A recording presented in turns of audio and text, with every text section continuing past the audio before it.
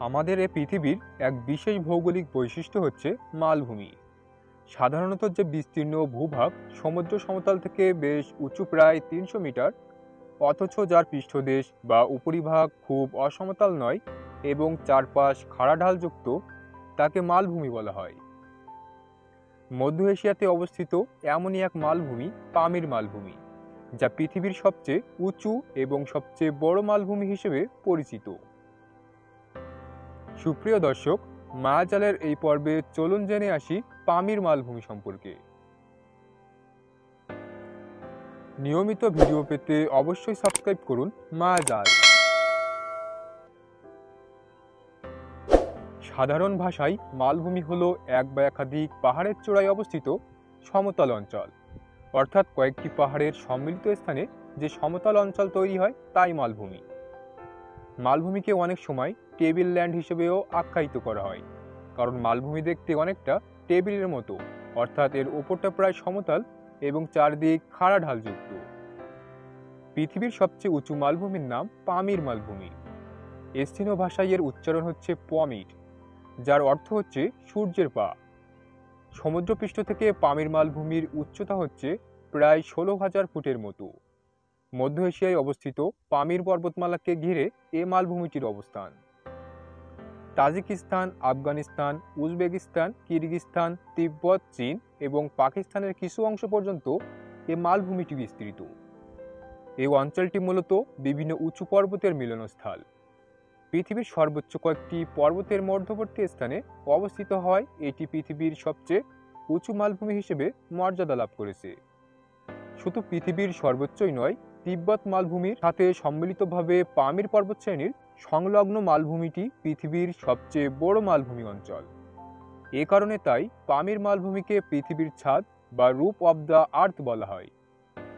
পামির মালভূমির চতুর্দিকে ছড়িয়ে ছিটিয়ে রয়েছে বহু উঁচু নিচু পর্বতশ্রেণী। এর উত্তর দিকে রয়েছে তিয়েন শান পর্বতমালা, পূর্ব দিকে রয়েছে কুনলুন পর্বতশ্রেণী, দক্ষিণ পশ্চিমে কারাকোরাম পর্বতশ্রেণী এবং দক্ষিণে রয়েছে হিমালয় পর্বতমালা ও হিন্দুকুশ পর্বতশ্রেণী। পামির মালভূমি মূলত কুনলুনের শাখা আনতিনতাক তিয়েন শানের তারিম মালভূমি ও হিমালয়ের মধ্যভাগে অবস্থিত। বছরের অধিকাংশ সময় এ জায়গাটি তুষারাবৃত থাকে। এই স্থানে প্রত্যেক বছর গড়ে প্রায় ৫ ইঞ্চির মতো তুষারপাত হয়। তবে প্রত্যেক বছর স্বল্প সময়ের জন্য এই অঞ্চলে অত্যন্ত চমৎকার অবয়বে গ্রীষ্মকাল দেখা যায়, যা এখানকার আদিবাসীদের জীবন এবং জীবিকায় অত্যন্ত গুরুত্বপূর্ণ ভূমিকা পালন করে। গ্রীষ্মকালে এই বিস্তীর্ণ অঞ্চল তৃণ আচ্ছাদিত থাকে। এ সময়টিতে তাই এই অঞ্চলটি তৃণচারণভূমি হিসেবে ব্যবহৃত হয়।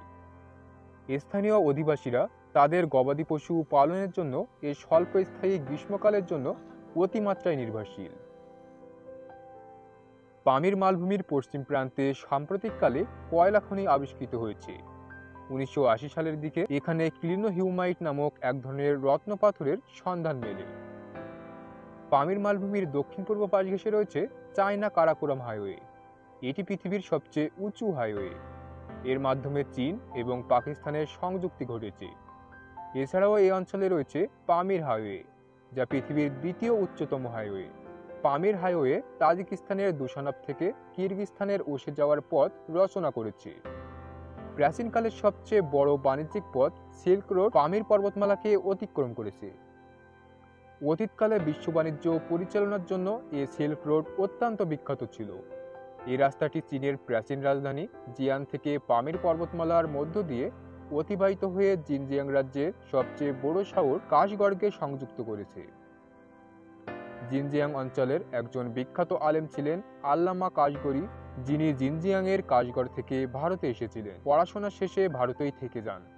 পাকিস্তান হওয়ার পর তৎকালীন পূর্ব পাকিস্তানে চলে আসেন। শেষ বয়সে খুব আগ্রহী ছিলেন নিজ মাতৃভূমিতে ফিরে যেতে, কিন্তু সেটা আর সম্ভব হয়নি। ঢাকাতে ইন্তেকাল করেন। সৈয়দ আলী আহসান তার আত্মজীবনীতে তাকে নিয়ে অনেক স্মৃতিচারণ করেছেন। পুরাতন ঢাকার বকশীবাজারে অবস্থিত সরকারি আলিয়া মাদ্রাসার পূর্ব দিকের হলটির নামকরণ করা হয়েছে তার নামে, যেটি আল্লামা কাশগড়ি হল নামে পরিচিত। বিভিন্ন সময়ে সিল্ক রোডের দখল নিয়ে পার্শ্ববর্তী বিভিন্ন রাজ্যের মধ্যে বিভিন্ন সময়ে যুদ্ধ হয়েছে।